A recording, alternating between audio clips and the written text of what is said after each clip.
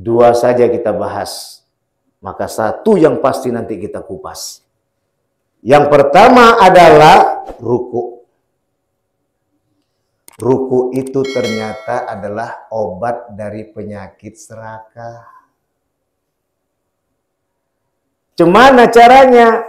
Ketika kita ruku itu kan dari mulai pinggang sampai kepala kita melihat ke bawah, itu kita melihat antara langit dan bumi, kita berada ruku kita tadi badan kita.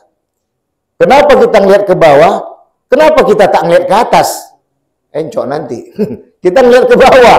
Apa yang lihat di bawah? Kau datang dari tanah, kembali kepada tanah. Itulah mak kandung kita sesungguhnya, seluruh makhluk ini.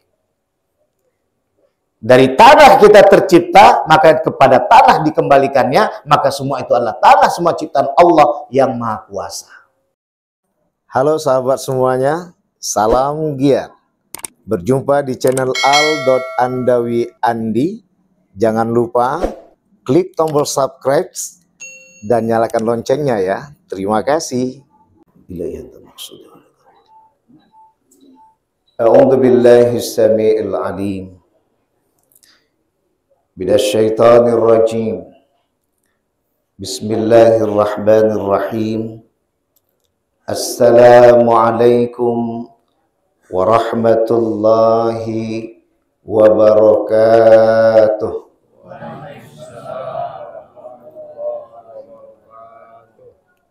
Alhamdulillah wa syukrulillah wassalatu wassalamu ala rasulillah sayyidina Muhammadin wa mawala. Asyhadu an la ilaha illallah wahdahu la syarikalah wa asyhadu anna Muhammadan abduhu wa rasuluh la nabiyya ba'da. Rabbi shrah li sadri wa yassir li amri wahlul 'uqdatam min lisani yafqahu qawli amma ba'd. Wa qala Allah ta'ala fi kitabil karim fi surati Al-Ankabut fi ayati 45. A'udzu billahi minasy syaithanir rajim. Bismillahirrahmanirrahim. Utlu ma uhiya ilaika minal kitab wa aqimis shalah. Innas salata tanha 'anil fahsya'i wal munkar. Wa fi suratil ukhra fi surati Al-A'raf fi ayati 34. Bismillahirrahmanirrahim. Walikulli ummatin ajal.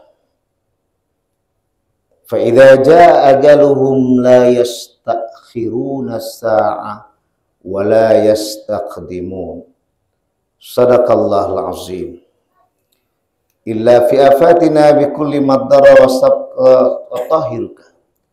Inna syarad dawabi 'indallah sumul bukmul ladzi la ya'qilun. Bunda yang kami sayangi, ibunda dari almarhum Muslim bin Ikhwan beserta abang-abangnya dan kakaknya, juga seluruh keluarga ahli musibah yang dicinta, beserta yang kami hormati, abang-abang, bapak-bapak, ibu dan kakak ahli ta'ziah, yang malam ketiga ini Allah perkenankan kita kembali bersama di dalam menghibur ahli ta'ziah, dalam menghibur ahli musibah, untuk dapat memahami bahwa kematian itu adalah pasti. Yang kedua, untuk dapat memahami bahwa semua kita juga akan mati. Yang ketiga, untuk memahami bahwa dunia ini tidak kekal abadi. Maka kata kunci utamanya adalah kembali kepada kaji. Inna lillah wa inna ilaihi raji'un. Semua kita ini milik Allah, kembali kepada Allah. Maka apapun kondisi yang menghimpit kita, kondisi yang datang menyentuh kita, baik itu bahagia, apalagi saat ini derita, itulah sigap yang harus kita ungkapkan. Pertama adalah semua milik Allah, kembali kepada Allah. Maka setelah itu kita akan datang pada paham alhamdulillah. Kenapa masuk kepada kaji alhamdulillah? Karena kontrol dalam diri terpasang, tak membuat kita resah. Karena kendali dalam diri memahami bahwa semua ini ada hikmah. Maka yang paling kita sayangi adalah malam ketiga ini terhimpun majlis taklim yang kita cintai. Di hari pertama bulan Sya'ban ini 1445 Hijriah yang kita sayangi. Hari ini adalah hari di mana bulan penuh dengan kebaikan.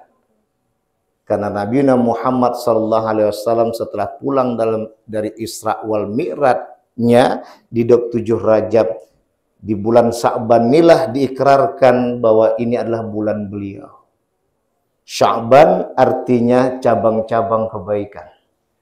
Masuklah salah satu diantaranya Nek Ronta, bahwa disinilah dapat kajian kita majelis taklim. Apapun ceritanya, tersenyum jugalah almarhum karena rumah ini terisi dengan kunjungan jiran tetangga. Tersenyum juga almarhum dengan kepergian beliau yang sebenarnya mahal harganya. Menjadikan tempat ini sebagai majlis taklim untuk lancar kaji karena diulangnya.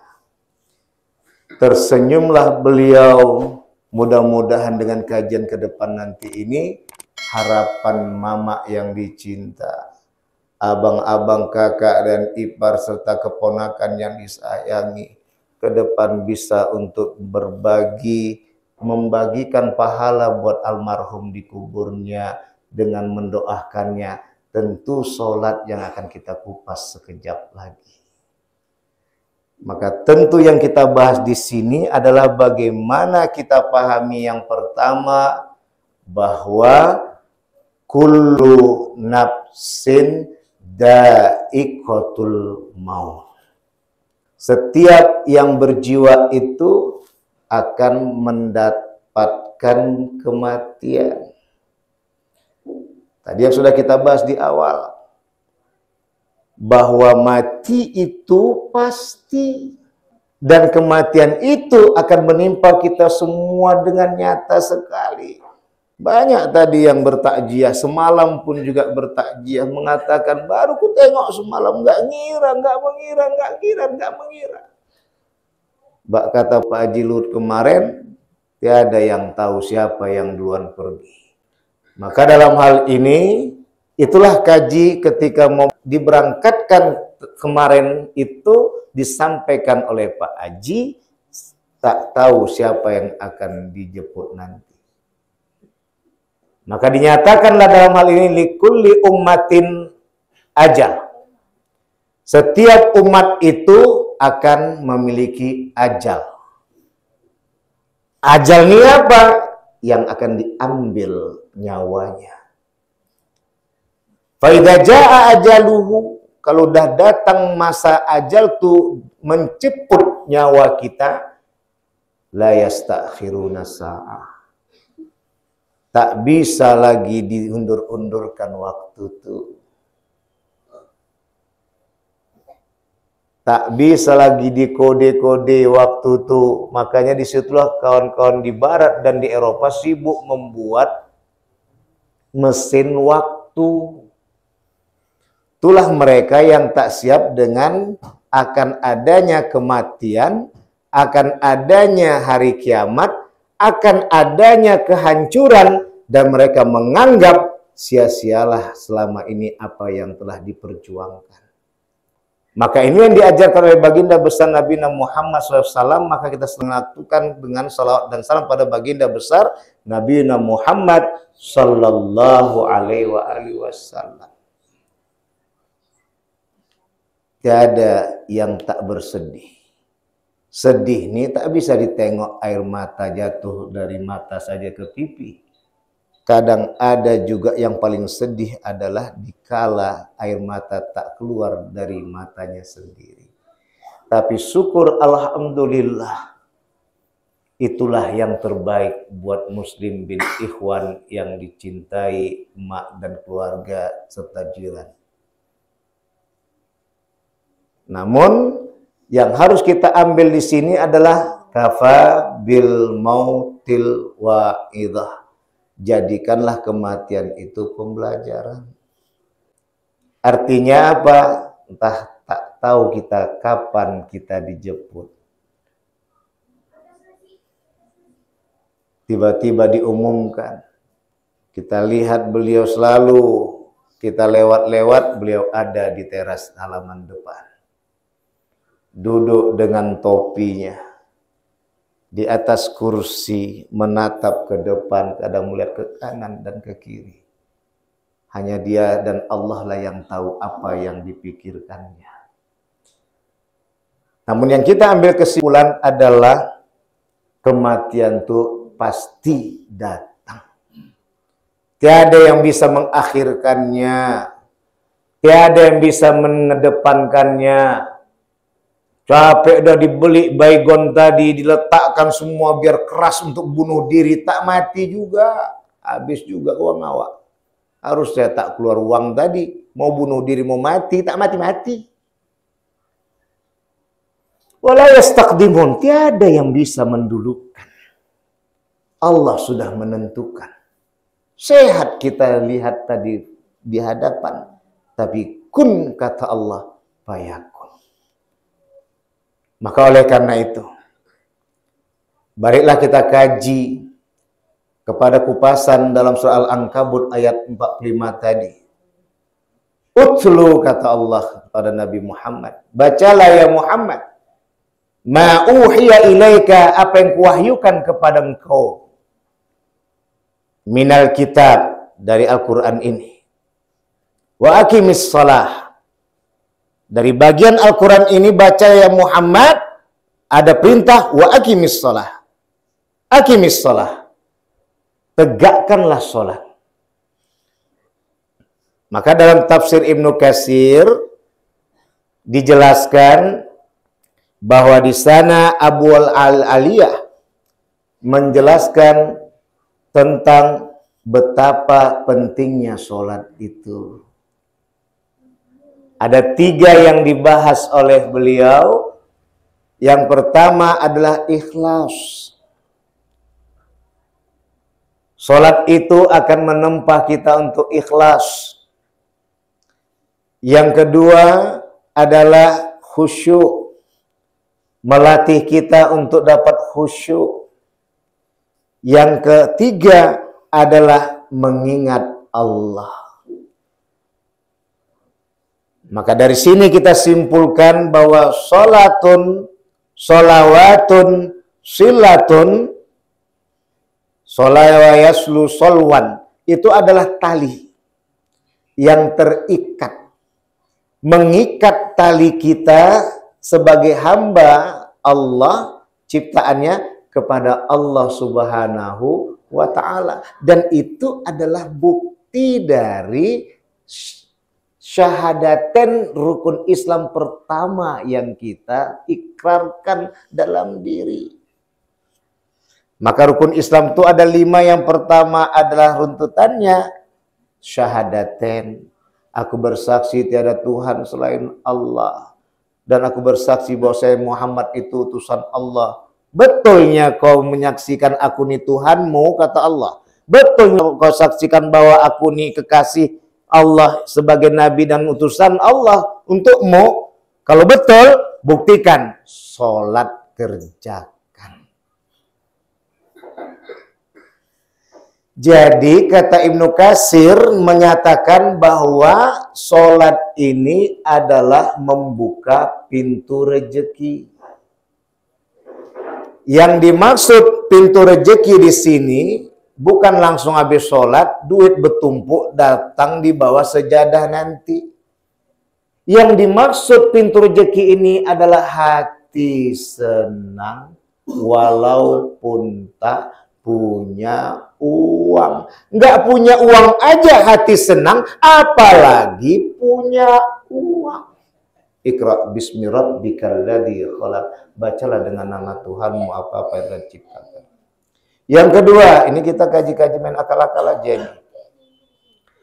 Yang kedua adalah sejatinya uang hingga kita berkuasa mempunyai sebutan tahta, uang, harta, itu kan untuk menenangkan hati, perasaan kita, akal, pikiran kita. Maya pula mau dinyatakan tadi menenangkan hati dan akal tadi, perasaan dan pikiran tadi, kalau gara-gara harta dan tahta, uang dan kekuasaan, itu membuat hampir berceria laki bini dibuatnya. Kalau gara-gara uang nih bang begaduh kita, kalau gara-gara uang nih dek beribut kita, kalau gara-gara kekuasaan nih mau disebut kau sebagai jagoan begaduh kita, apa guna kau jagoan kalau hancur anak-anakmu nanti tak diperhatikan? Tak ada guna itu. Maka dikatakan oleh Allah di dalam surah At-Tahrim ayat 6, hai orang-orang yang beriman, lindungilah dirimu dan keluargamu dari api neraka. Mana api neraka dunia nih? Derita, ribut di rumah tangga. Jadi upayakanlah dapat bahagia. Itu makai kaji orang tua dulu, biar sepiring berdua terantuk kening awak dengan kening dia. Bukan marah mau minta cerai, senyum-senyum, hujan lagi, masuklah jadi. Logikanya seperti itu. Kaji akalnya seperti itu. Ini yang dipahami sebagai pintu rezeki. Terbuka pintu rezeki tadi, kalau udah hati kita senang, perasaan ini tenang, akal kita tenang, pikiran kita ini tenang, insya Allah apapun dapat, bismillah. Tak ada gaduh. Ini masalahnya godaan itu datang menempa karena kita tidak membuka akal cerdas kita, tidak membuka hati dengan penuh nyaman dia dalam jiwa, hingga membuat kita lupa untuk membahagiakan rumah tangga kita. Hanya gara-gara tadi masalah ayam sama tempe. Padahal keluar dari perut sama-sama mambu, kata orang Jawa. Afala tatafakkarun. Mengapa kita tak mau berpikir? Maka inilah pikirkan matang-matang. Benar-benar kita pikirkan dengan sesungguhnya bahwa yang dimaksud adalah di sini untuk kita pahami, ikatlah hati kita kepada Allah yang Maha Suci. Allah Subhanahu wa Ta'ala yang kita cintai. Kalau udah terikat hati ini, itu yang dimaksud tadi Allahus Somad. Allah tempat kita bergantung. Apa yang kita ributkan, gara-gara yang direbutkan, tak dibawa ke dalam kuburan. Tak ada yang dibawa ke dalam kuburan. Itu dia. Tidak ada.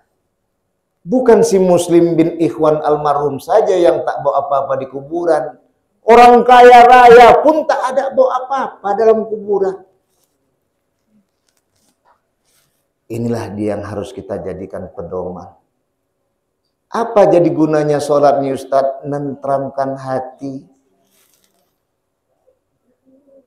Lidik zikri, untuk mengingat siapa? Allah. Ala bidzikrillah tatmainnul qulub.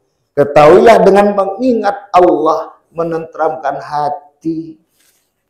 Kalau hanya masalah antara makhluk satu dengan makhluk yang lain meributkan suasana, yang tak taunya makhluk tadi entah penghuni surga atau penghuni neraka, sama-sama masih mereka-reka. Jadi bagaimana? Rekalah diri kita untuk selamat di dalam rumah tangga. Tak usah gaduh antara laki, bini, dan anak-anak di rumah kita.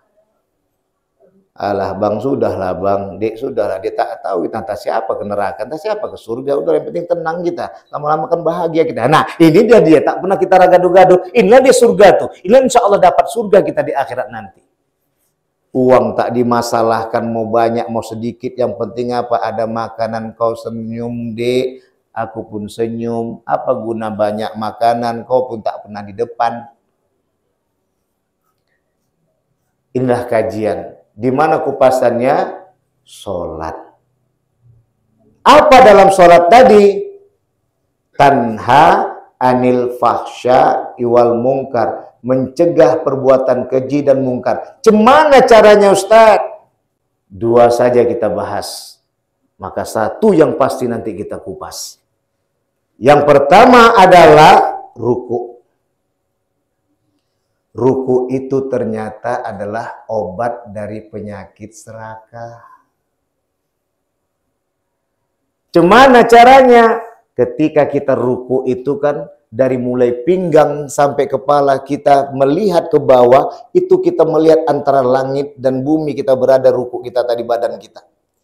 Kenapa kita ngelihat ke bawah? Kenapa kita tak ngelihat ke atas? Encok nanti. Kita ngelihat ke bawah. Apa yang lihat di bawah? Kau datang dari tanah, kembali kepada tanah.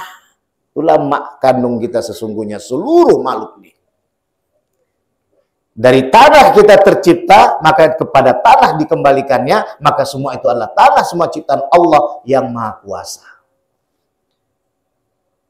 Maka di saat itulah tertekanlah perut, dan di bawah perut terasalah saat itu bahwa hei perut, di bawah perut, jangan kau sombong dan serakah, jangan kau serakah. Sungguh pemilik langit dan bumi itu adalah Allah. Maka terobatlah serakah kita. Yang penting perut dapat menggiling apa yang kau kunyah, yang dikunyah itu halal. Siapa ngira makan nasi saja halal, itu nikmat hati nih, perasaan nih, tenang pikiran nih, akal nih. Ayam dan daging sapi pun yang kita makan, kalau tidak bukan dari yang diridhoi Allah, takkan tenang apa yang kita rasakan. Penyakit pun berdatangan.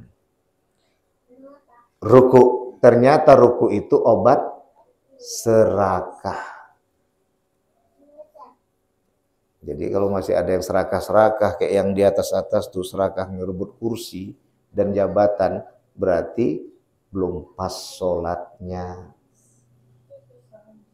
Bukan kita kaji-kaji, bukan, biar tahu kita apa tujuan sholat tuh. Yang kedua adalah menghilangkan penyakit sombong. Gimana caranya? Sujud.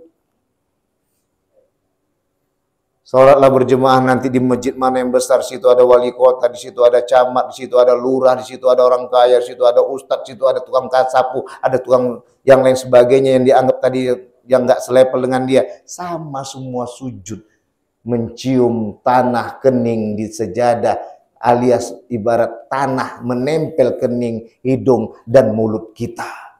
Mana yang mau disombongkan lagi? Kalau udah tidak serakah kita, tidak sombong kita, tentulah halal yang akan diperoleh nanti. Haram nih dikejar gara-gara serakah dan sombong. Takut kita uang kita nanti bersaingan dengan sebelah orang nih, akhirnya yang tak halal lah diambil nanti. Kenapa? Karena dia mau dia lebih kaya atau lebih berkuasa daripada kawan sebelahnya. Maka akhirnya yang haram pun diembatnya. Serakah dia, kekuasaannya akan hilang. Serakah dia nanti bila tak dia lakukan, hartanya akan tumbang, maka diambillah bukan punya dirinya. Padahal kaji dasarnya yang mau diambil itu untuk tenang. Tenangkah kita? Tak tenang. Jadi jangan dicap-cap orang yang tak punya apa-apa, belum tentu resah hatinya. Bisa jadi yang nggak punya apa-apa itu nikmat hidupnya. Dan belum bisa dipastikan yang punya apa-apa itu tenang diri hidupnya tadi. Bisa jadi resah hidupnya. Jadi bagaimana yang diajarkan Islam? Kalau bisa, punya kita apa-apa semua, tenang dan nikmat hidup kita. Dari mana kaji? Sambunglah tali hati ini dengan Allah. Anak senyum nengok emak ayah, anak bercita-cita membahagiakan emak dan ayah. Kenapa? Karena uang berkah pun dibagi kepada anak-anak yang dicinta. Mudah-mudahan kajian ini menjadi tawar sedingin untuk keluarga ahli musibah. Bagaimana kami melampiaskan kerinduan kami kepada almarhum Muslim bin Ikhwan Ustadz. Yuk kita sholat. Jangan tunda-tunda lagi. Sholat kita 5 waktu bang. Jadi bagaimana caranya? Buat hati ini tenang, akal ini tenang, perasaan ini tenang, pikiran ini tenang. Insya Allah kalau udah tenang hati, perasaan, akal, pikiran, kerja apapun yang penting halal akan dilakukan. Sedikit demi sedikit, lama-lama jadi bukit. Insya Allah. Sabarlah ibunda kami, ini yang terbaik. Walaupun bunda kami sudah sangat sabar sekali, tapi bagikanlah doa yang tak pernah putus untuk Muslim bin Ikhwan yang kita sayangi, agar mudah-mudahan sesuailah apa yang diperoleh nanti di bulan Rajab, di hari Jumat ia pergi. Tambahlah dengan doa dari orang-orang yang dicintai. Bagaimana doa dapat dikabuli? Sholatlah dikerjakan. Kalaulah tidak bekerja kita maya dapat gaji. Maka kerja dulu baru dapat gaji. Sholat dulu baru doa dikabulkan nanti. Pada Allah mohon ampun, pada sekalian minta maaf. Subhanakallahumma bihamdika asyhadu an la ilaha illa anta astaghfiruka wa atubu ilaik. Wallahu muwaffiq ila aqwamit thoriq. Wassalamualaikum warahmatullahi wabarakatuh.